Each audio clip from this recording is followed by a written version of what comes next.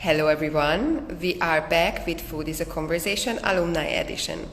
We were on a bit of a summer break due to summer and also because we had multiple boot camps actually, one digital and also one in person in Pollica.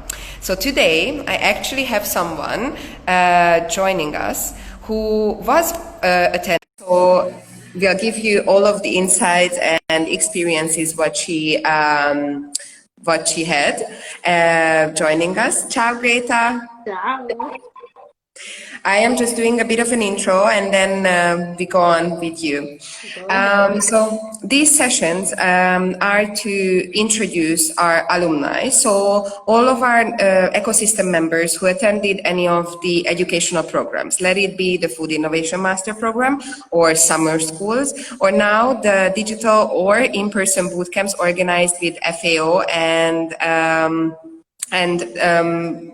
the Future Food Institute. So our network is growing continuously, and this is one of my mission to actually introduce them to you, to hear about their stories, how did they join the network, and what did they do with all of the knowledge and experience and connections, what they gained during these sessions with us.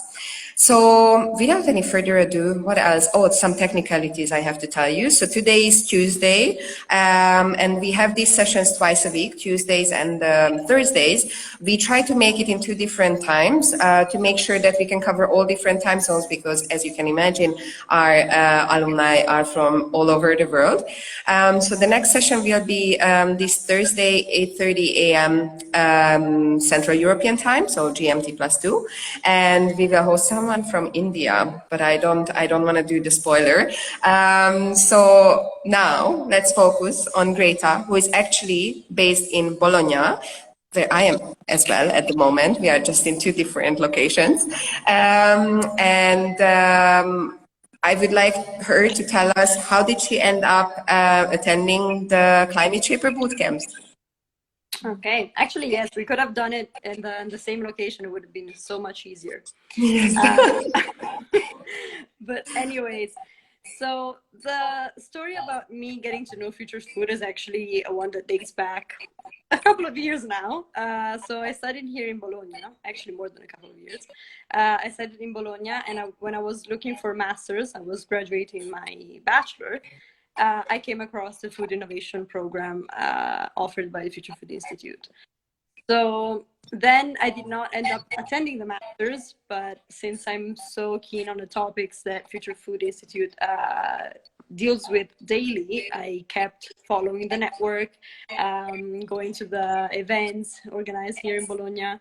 And when last year I saw that you were organizing the boot camps, I saw that as the perfect opportunity to, let's say, have a mini food innovation program, although of course it's not the same. But then last summer I had just started working in Milan, so I could not attend.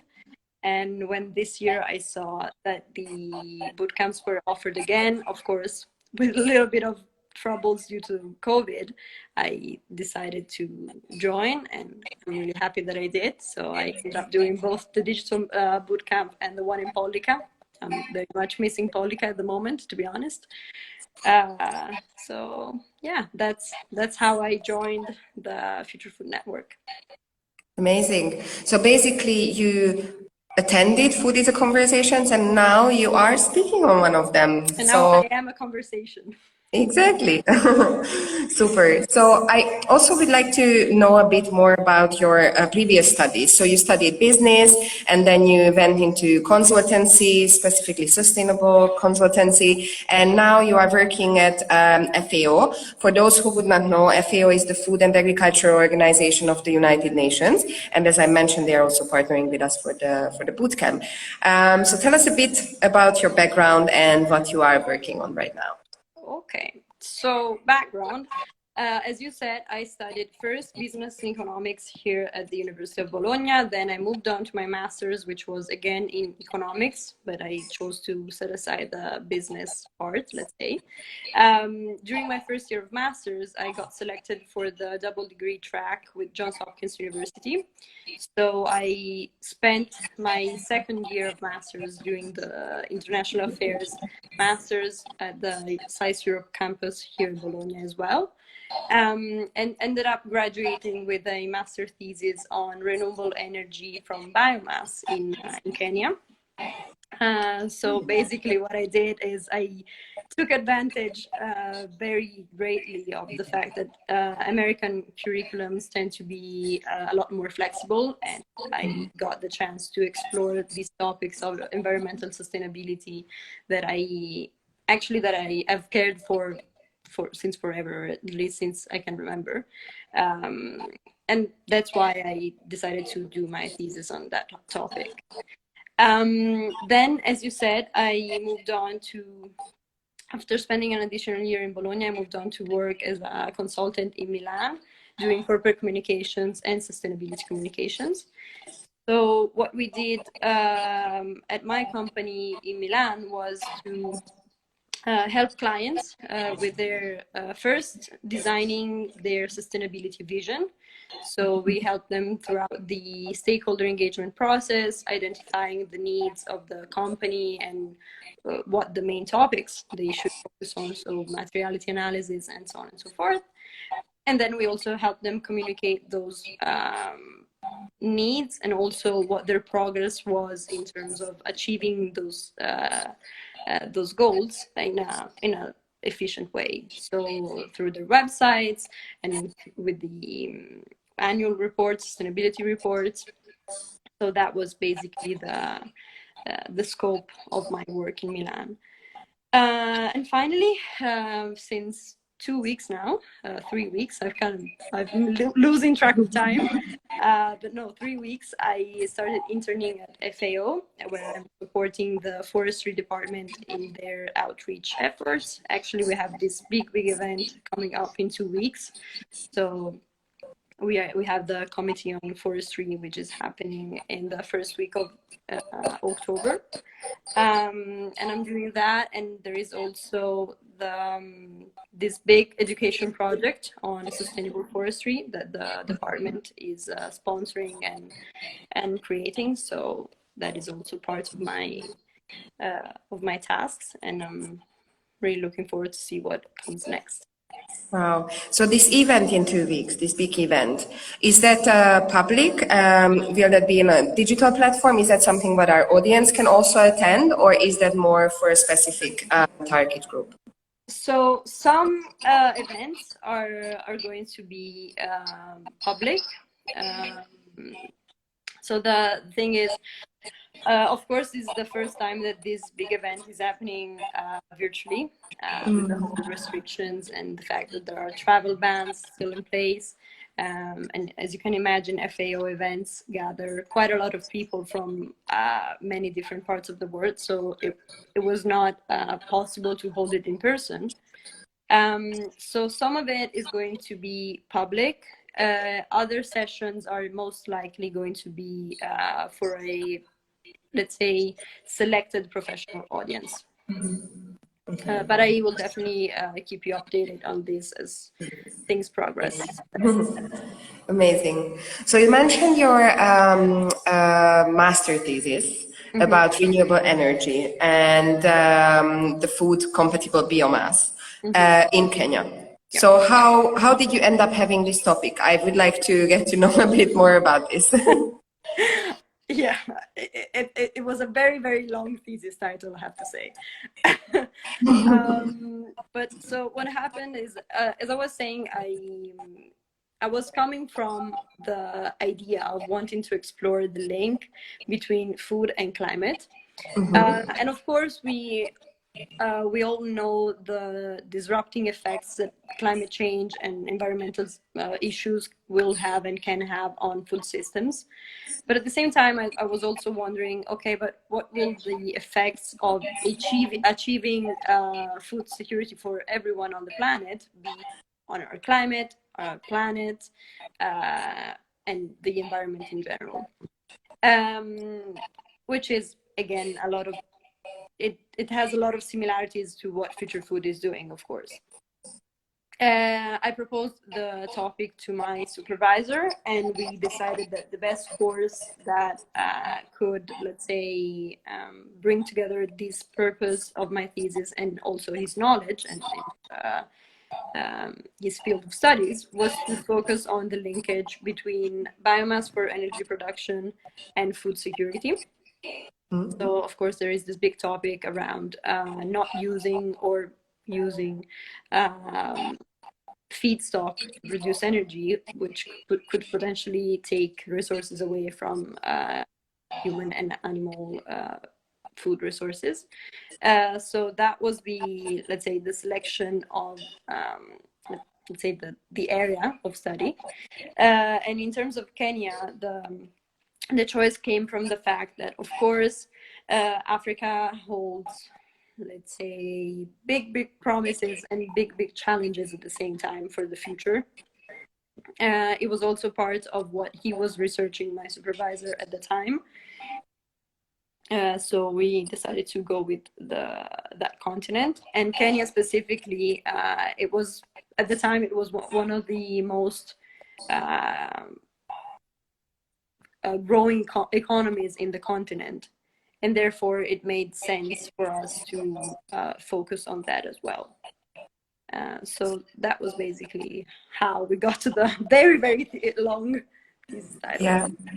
And if we look into their challenges, I hear a lot that in African countries, infrastructure is one of the main reasons why certain development cannot happen.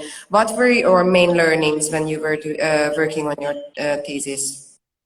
So for my thesis, we did not really focus that much on infrastructure per se. Of course, the infrastructure can be a big underlying factor. The fact that we focus specifically on the link and the potential, let's say, challenges of integrating food and energy production made us not discard, but of course, focus more heavily on other parts of the topic. But definitely, if I have to look at it from a, let's say, more general point of view, I believe that is definitely one of the big points that need to be addressed. There is substantial progress that's being made on the topic. Of course, it depends very heavily on the country that we select. Another big issue is that not always, let's say, big investment in infrastructure then translates into actual development for the entire economy. So yeah, it's a complex. I can imagine. Yes. Complex environment, let's say. We can have another live session about that, maybe. Let's make it a 2-hour one after I refresh for a couple of months. Okay. So then let's talk boot camps. Yes. So that's also a platform where you could learn a bit more about how can you contribute to fight climate change through food systems. You attended both the digital and an in-person boot camp. Could you please share your main takeaways and what did you feel was the advantage of the digital platform compared to the physical one? I mean, Pollica was a beautiful and magical place where we had boot camp, and the topic was slightly different, but I would like to hear your experiences. Okay, so in terms of major takeaway, I'm going to go with something that I think brought together both boot camps.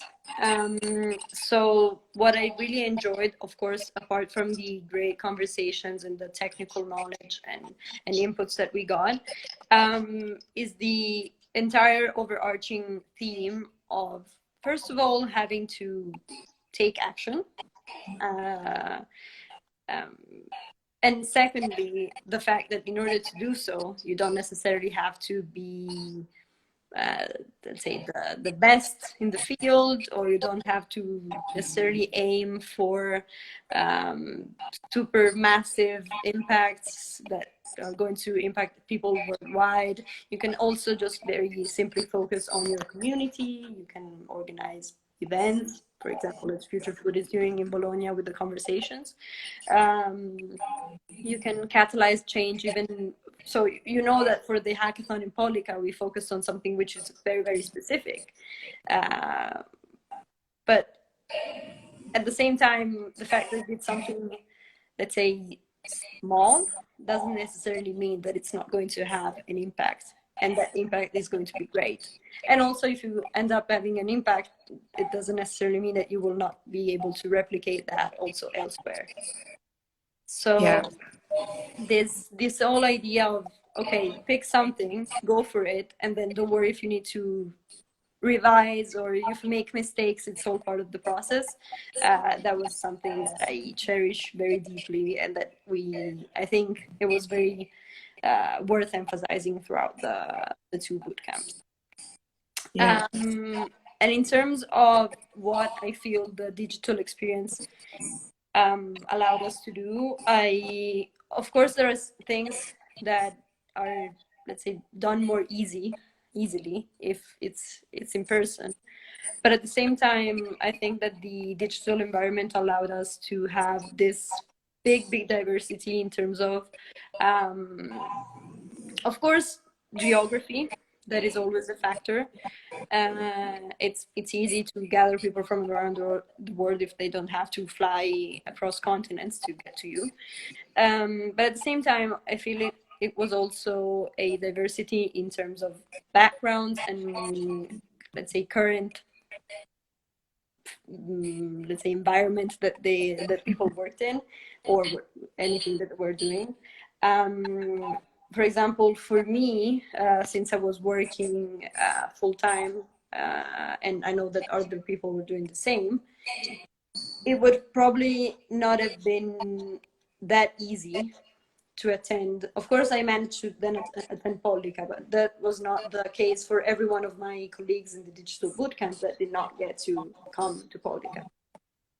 And so I think that being digital, being spread out throughout a month with these little sessions allowed us to have also, let's say, more professionals that perhaps couldn't have joined if it was an intensive course like we did in Polica. Yeah. So I would like to relate back to the point where you said acting in your own community is one of the key learnings. I got this question multiple times. How do we manage that on a digital format? Because everyone is basically located somewhere else, and we show things. So what were your learnings, and what were the activities what made you actually engage more with your own community? Okay, so my community. Okay, so let's say that in July, while I was attending the digital bootcamp, my community was a bit of a hard concept to define because I was traveling around Italy constantly. I was moving every 3 days, basically. So even when you had the climate supper, which... That's what I wanted to relate. I know. It would have probably been a lot easier to organize if I had been in Bologna. Of course, but at that time I was actually visiting my boyfriend's family, which, you know, it's not even my hometown, so it was not super easy to, let's say, engage with a lot of people there. But at the same time, I think this goes back to what we were saying. Okay, you might not have the ideal setting to do what you could potentially do. Let's put it that way. And the fact that we were a bit constrained, if we want to put it that way, also allowed us to engage with this family and just have what we define the tasty conversations that probably we wouldn't have had if it wasn't for the climate supper.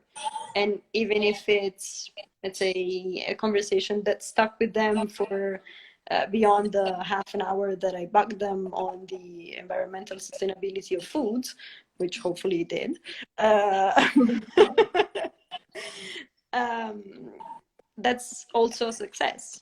It's also engaging someone that you might have not engaged if it wasn't for that specific activity. Even with my parents, I remember the days before organizing the climate supper, I was freaking out about, okay, how do I do it? How do I manage it? Who do I call? And the very fact that I was talking to them about that also meant that I was discussing the topics with them. And again, if it wasn't for that, I don't think we would have done that. So. Exactly. Thank you for sharing this. This is exactly what I wanted to highlight, that we sometimes forget our immediate surrounding, and at the end of the day, everyone has connection to food, at least through consumption.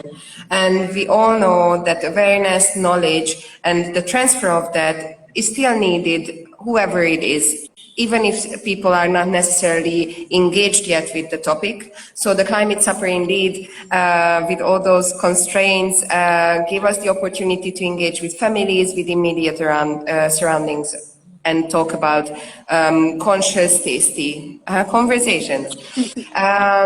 This being said, Yeah. we are actually launching the second cohort of the digital bootcamp, which will start on the 30th of October. And this will be, again, a four-week bootcamp following 4 different topics. And we will for sure have those activities, local discoveries, global discoveries, engaging with our ecosystem. So about Pollica, the in-person bootcamp. As we said, it was a more specific topic because it was related to the Mediterranean diet. So you as an Italian, what do you think was the most eye-opening or the most important takeaway during that 1 week? So as an Italian, I feel like there is a bit of a I'm not going to say misconception, but let's say an underlying idea or overarching idea that we all know, first of all, what the Mediterranean diet actually is, which I feel like it's not necessarily true. But actually, if I need to think about the greatest takeaway on the Med diet that we got was actually on the very, very first day, during the kickoff, when we held the session and the panel on the roots and origins of the Mediterranean diet. Of course, I knew already that the word diet is not going to be, or should not be intended as a food regime per se, but it's more of a lifestyle. So that was a concept that I was already familiar with. But I found really, really interesting let's say, the intertwining of food, religion, myth. I'm always a big fan of working, let's say, in between fields. So whenever there is some intersection, I'm always happy.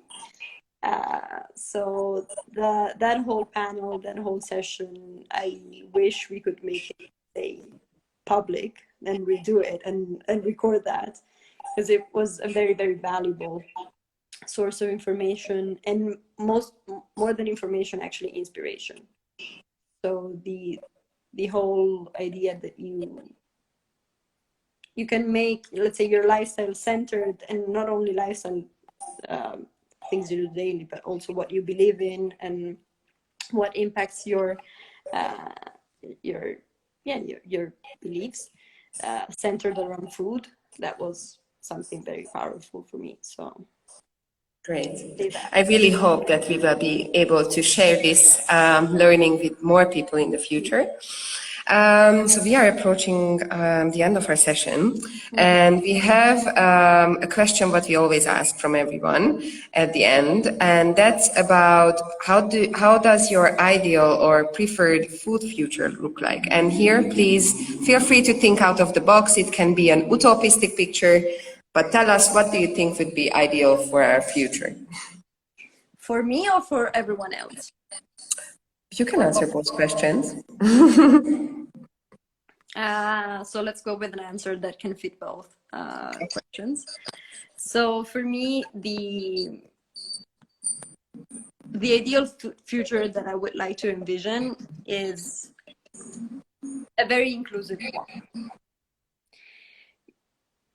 Meaning inclusive both in terms of, let's say, the people that you engage, going back to the previous point, going back to different food cultures that I feel are very, very powerful source of inspiration and connection.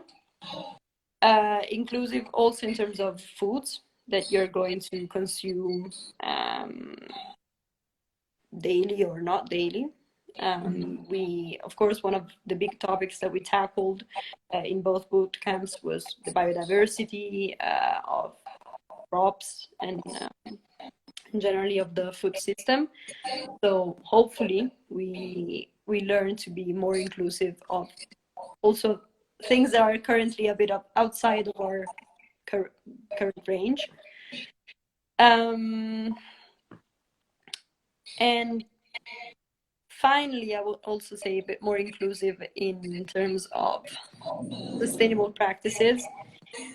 And I'm keeping this intentionally broad because ideally I would like to encompass with this sustainable practices concept. I would like to encompass, let's say, both environmental sustainability. I would like to encompass the welfare of the animals that might be involved in the production process of food. Ideally would like to be sustainable for the people that are involved in the production of food. I know we were having this conversation last week with let's say people complaining about the pricing of food and then not necessarily realizing all the effort that goes into the making of the stuff you have on your plate. So yes, I don't know if that answered the question, but yes, I mean, this is your utopistic future. Hopefully not utopistic, but something what is on the way. And I think inclusivity is a great word to focus on when we imagine something or plan something or work towards something. So Greta, thank you so much. I'm super happy we could talk about bootcamp and that you are in the ecosystem now. And for the audience, please stay tuned. If you dialed in a bit later, no problem, because this conversation will be available on our IGTV. And as I said, we just restarted this session, so the series will go on with season 2. And the next episode will be released on Thursday morning with another alumni who attended the digital bootcamp this July, and he's based in India. And now I don't say anything more. You will see the story tomorrow posted with more details. Greta, thank you so much. Sorry? Or I can spoil it for you. I think I know who we're talking about. So. Of course you do, but we keep this as a secret till tomorrow. We do. Of course we do. All right. Thank you, Greta. Have a nice evening. evening. You too. Ciao. Ciao.